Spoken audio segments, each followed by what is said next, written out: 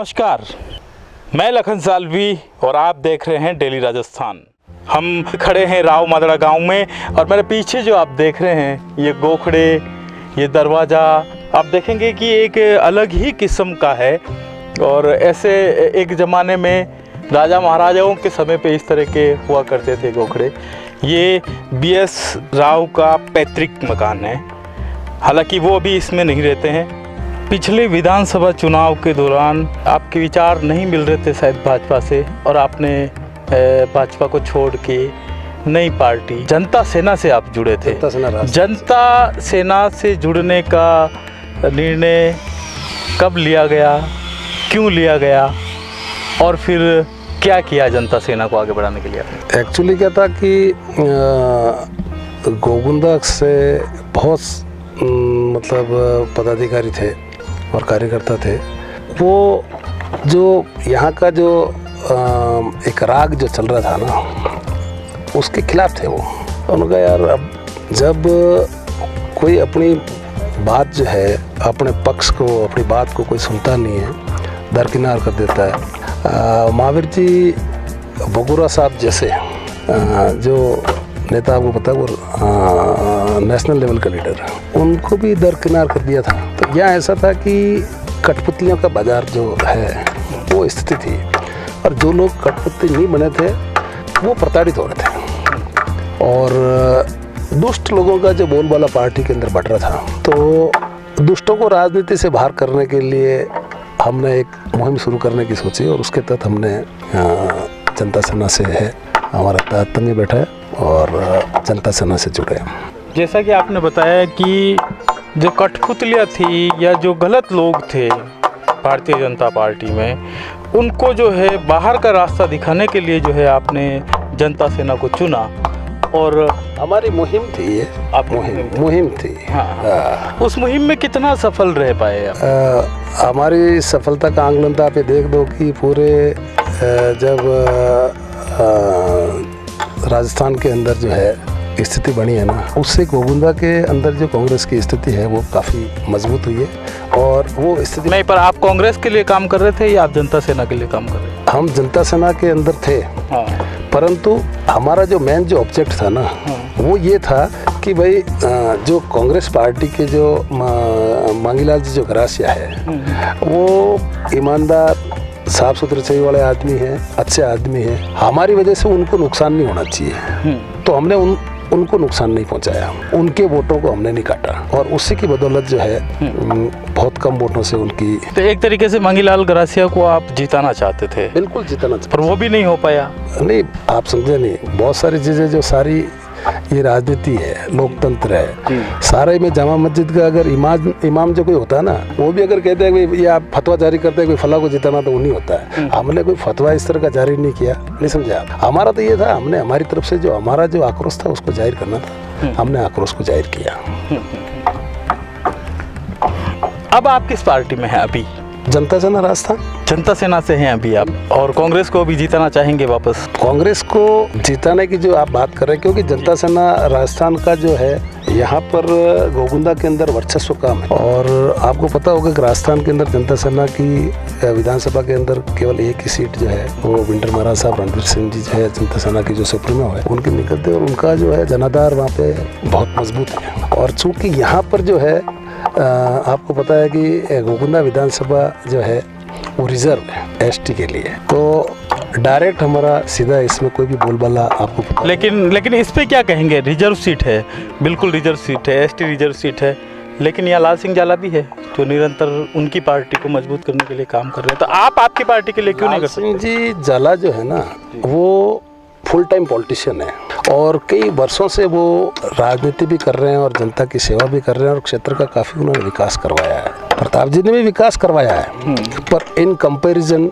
लाल सिंह जी कम करवाया है, बहुत कम। लाल सिंह जी ने शुरुआती दौर से बहुत बड़े मतलब ब्रॉड विजन के साथ में काम करने वाले आदमी है। वो सबको साथ में लेकर चलने वाला आदमी है। वो कभी भी राजनीतिक प्रतिशोध की भावना से किसी के साथ में कोई काम करे, बदले की भावना से काम करे, ऐसा हमने लाल सिंह जाला के अंदर कभी देखा नहीं है, और ये होना भी नहीं चाहिए। स्वच्छ राजनीति के अंदर ये होना चाहिए कि आपके जब इलेक्शन जब होते हैं पार्टी के सिंबल के ऊपर, और उसके बाद में जो भी जीत जाता है उसको साथ में लेकर के उसके साथ में आपको खड़ा रखे, और विकास में जो है ना आपको अपना सहयोग प्रदान करना चाहिए। चाहे जनता सेना हो, चाहे भाजपा हो, चाहे कांग्रेस हो, हर पार्टी में आपने देखा है। आप जहां बात कर रहे थे कि लोकतांत्रिक तरीकों पर आप विश्वास करते हैं, जैसा कि आपने आपके चुनाव में भी देखा कि भाई मैं लोकतांत्रिक तरीके से प्रधान बनना चाह रहा था, ठीक है, लेकिन वो संभव नहीं हो पाया। आप और भी जगह पे देखते होंगे, क्या वहाँ पे पूरा लोकतांत्रिक तरीका है दूसरी पार्टियों में? मैं आपको ये कहना चाह रहा हूँ कि हिटलरशाही अगर जैसे देश के किसी अन्य कोने में है तो मैं कोई राष्ट्रीय स्तर का नेता तो हूँ नहीं, मैं केवल उसका विवेचन कर सकता हूँ। आपने समझा, मैं कहीं किसी को सुझाव तो दे नहीं सकता।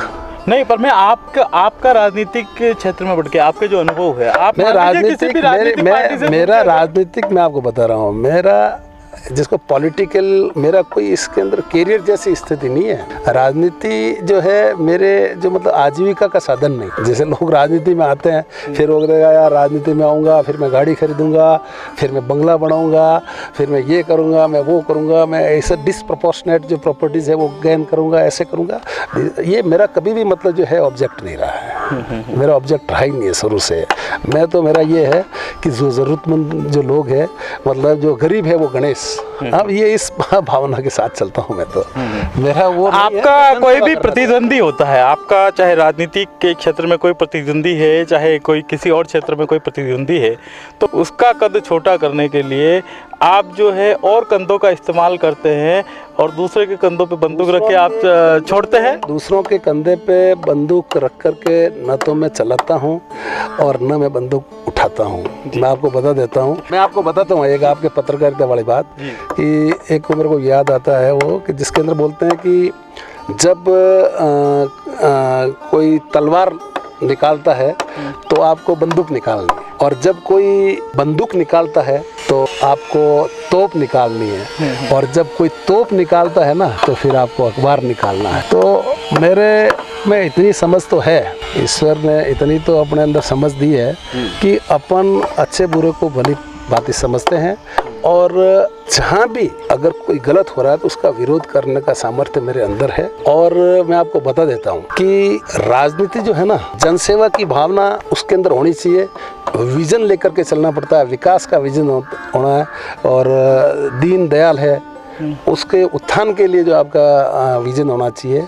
राजनीति आपको मैं बताऊं कि जो समाज का जो कमज़ोर तबका जो है ना, उसके अपलिफ्टमेंट के लिए उसके साथ में कंधे से कंधा मिला करके खड़ा रहने करके लिए जो व्यवस्था है, उस व्यवस्था के अंदर जैसे कोई भी, जैसे किसी के भी, जैसे सरकारी कर्मचारी हो, अधिकारी हो, उसकी मतलब जो है मनमानी का शिकार कोई नहीं होगा। उसके लिए पॉलिटिक्स में जो है लोक सेवक कोई है और क्या है। लेकिन गोविंदा के लेकिन आपको इस तरह से करनी है। आप चाहोगे अपने कहीं खुद के अगर लिए, अगर जैसे आप जैसे एसेट्स खड़ी करने के लिए पॉलिटिक्स करो, तो मैं उसका पक्षधर कभी नहीं हूँ किसी भी अंदाज से। गोविंदा की जनता तो ये देख रही है कि पंचायती राज चुनाव पास में आने वाले हैं, तो अब की बार राव साहब किधर रहेंगे, राव साहब किस भूमिका में होंगे? जो मेरी बात सुनो, एक कार्यकर्ता की और एक मतदाता की जो भूमिका होती है उसी भूमिका में बनाऊंगा। बाकी अवसर की जो तलाश जो होती है ना, उसके लिए हमारे यहाँ पे अभी वर्तमान में ऐसी कोई स्थिति है नहीं। उप प्रधान जैसी स्थिति अगर अपन देखें तो उप प्रधान तो मेरे को उस समय भी लोगों ने ऑफर किया था कि आपको उप प्रधान बना देते हैं, तो मैंने कहा मैं उप प्रधान नहीं बनना चाहता हूँ।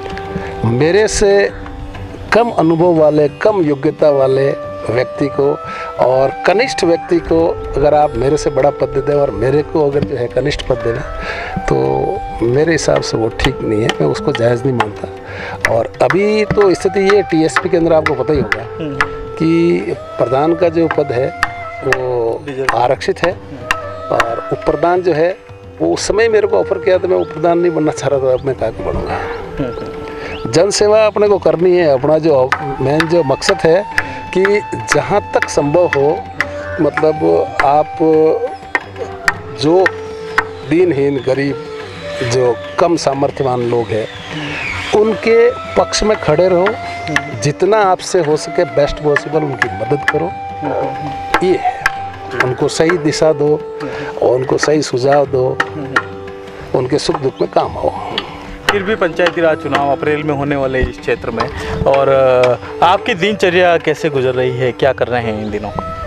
दिनचर्या तो जैसे एज यूजुअल, इलेक्शन हो रहे हैं तो अब स्थिति देखते हैं जो नज़दीक आएगा, क्या पार्टी को क्या टिकट के बंटवारे क्या होते हैं क्या नहीं होते हैं।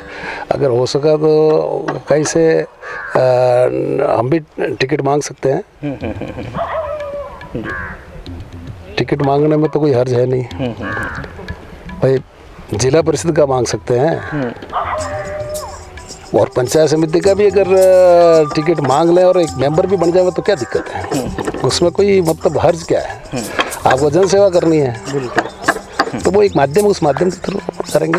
धन्यवाद आपको, हमारे छोटे से गांव में आप यहाँ तक पधारे और मेरे जैसे छोटे से आदमी को छोटे से गांव में छोटे से आदमी से रूबरू होने के लिए आपका साधुवाद। ये थे गोपाल सिंह राव, BS राव, शख्सियत जिनसे हम आज इनके गांव में आके मिले हैं। इन्होंने बताया है कि ये अति महत्वाकांक्षी व्यक्ति नहीं है और जो कुछ है इनके पास उसमें खुश है। और अब नज़रें तो बनाए रखेंगे हम कि आने वाले पंचायती राज चुनाव में आप किस तरह की भूमिका निभाते हैं और इनका जो मकसद है उसमें ये कितना सफल हो पाते हैं। बने रहिए डेली राजस्थान के साथ। अगली कड़ी में हम ऐसी ही और शख्सियत से आपकी मुलाकात करवाएंगे।